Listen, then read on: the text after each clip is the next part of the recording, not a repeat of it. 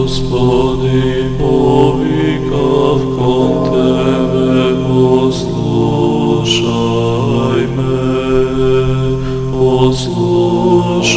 ме, Господи. Господи, повикав кон Тебе, послушай ме, чуй го гласот на моленјето мое. Кога повикувам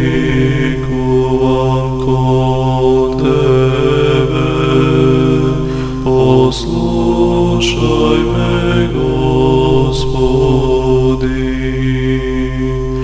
Нека се исправи молитвата моја, како земја пред Тебе, а воздигањето на рацете мои, како жртва вечерна, послушај ме, Господи. И весели ся Сионе, диже чистая красуйся, Богородице. 9. ноември, по стариот стил на Македонската православна црква, и во овој ден Светата Македонска православна црква си празнува и спомнува за светиот маченик Онисифор и Порфири. Овие двајца прекрасни луѓе биле мачени за името Христово во времето на царот Диоклецијан. Биле многу тепани, биле горени со железна леса, па потоа биле врзани за опашките на коњите и биле влечени по камење и по трње. Така биле растргнати на парчиња и ги предале своите свети души на Бога. Моштите им биле погребани во Пентапол. Исто така, денес си спомнуваме и за преподобниот Јован Колов. Се вројува помеѓу најголемите египетски подвижници. Колов означува мал, бидејќи бил со низок раст. Во Скит дошол заедно со својот брат Данил и со преголема ревност се предал на подвиг, така што неговиот брат Данил морал да го опомени за да биде умерен.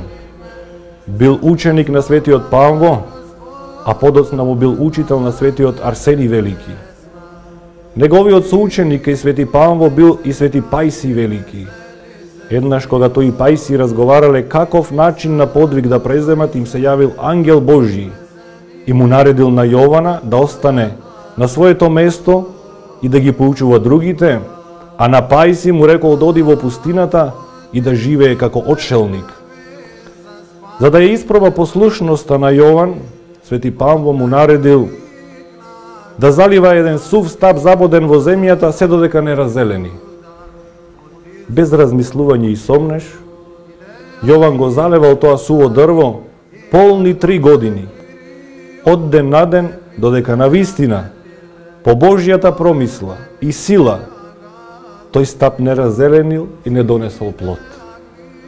Тогаш Павво ги собрал плодовите од тоа дрво, ги однесол во црквата и ги разделил на браќата велејќи: пристапете и вкусете од плодот на послушноста. Јован Колов имал многу ученици. Некои од неговите мудри изреки се сочувани. Се упокоил мирно и се преселил во радоста на својот Господ. Исто си спомнуваме денес и за светата преподобна Матрона Цариградска. Од Пергија Памфлиска родум, брзо и се смачил бракот со некој цариградски велмош, кој се викал Дометијан.